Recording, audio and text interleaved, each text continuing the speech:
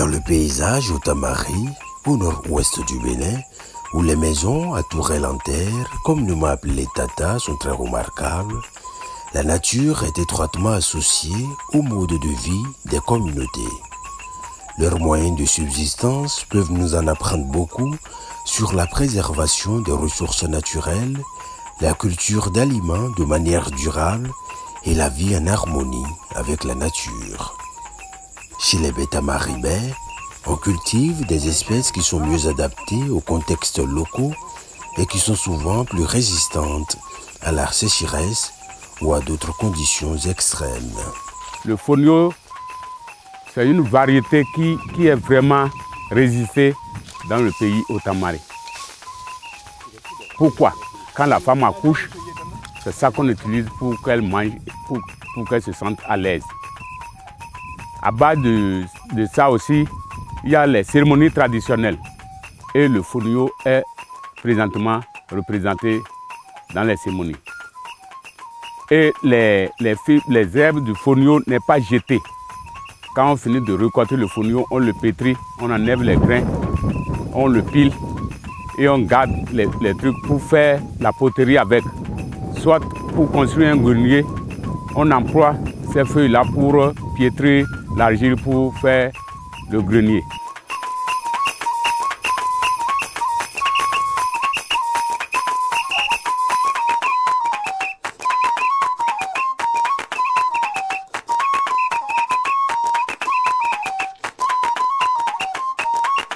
Le sorgho, classé au 5e rang des céréales au monde, est une graminée cultivée dans cette région pour ses graines et son fourrage. Ici, le sorgho est utilisé pour la fabrication de l'une des merveilleuses saveurs du terroir, le tchoukoto. Pour préparer la boisson locale, on mouille d'abord le sorgho. Une journée, la deuxième journée, tu enlèves, tu laves, tu déposes. Ça commence à pas pousser. Tu laves encore et tu étales ça sur un raglan comme ça et tu couvres encore. Et 4 jours, le 5e jour, tu enlèves. Il y a un son qui est en haut premièrement. C'est ça que tu vas enlever et mettre dans la marmite. Tu enlèves le léger, tu déposes de son côté. Si ce que tu as mis dans la marmite, si ça se bout, tu prends le son qui est en bas, tu prépares. Tu enlèves tout, tu rinces la jarre et tu retournes le léger que tu avais déposé. Même si ça bout dans la marmite, tu enlèves, tu retournes dans la jarre. Le lendemain, si c'est prêt, si c'est fermenté, tu commences par tamiser pour reprendre sur le feu. Tu vas bouillir le matin jusqu'au soir. Si c'est prêt, tu enlèves, tu déposes, ça se refroidit et tu fermentes.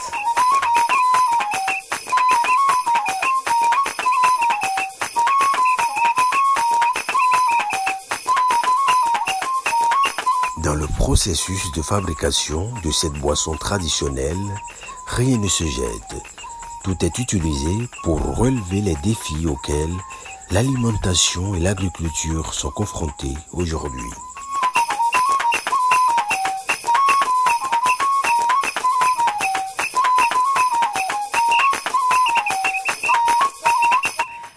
Les déchets qu'on enlève dans la boisson, c'est ça qu'on nourrit avec nos cochons, nos cabris, nos poulets. On n'achète pas la nourriture des blancs pour nourrir avec nos animaux. Le baobab, le karité ou encore le fonio sont des espèces très importantes dans la vie quotidienne des Bêta-Maribais du point de vue de leur caractère nutritif. Quand on prend le fonio, on l'utilise pour faire la bouillie, on l'utilise pour faire la pâte. Comme c'est moderne, on peut faire aussi du couscous de fonio et rien n'est jeté. Si on coupe le sorgho, on regroupe les tiges, on brûle.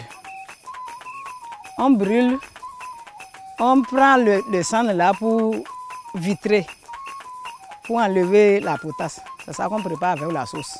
La sauce grignante, si tu ne mets pas la potasse, ça ne va pas cuire, ça ne va pas être bon de manger.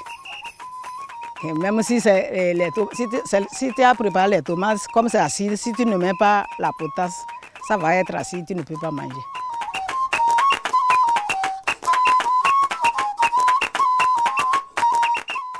Dans le paysage Otamari, les communautés se considèrent comme liées à la nature et comme faisant partie du système que l'environnement dans lequel elles évoluent.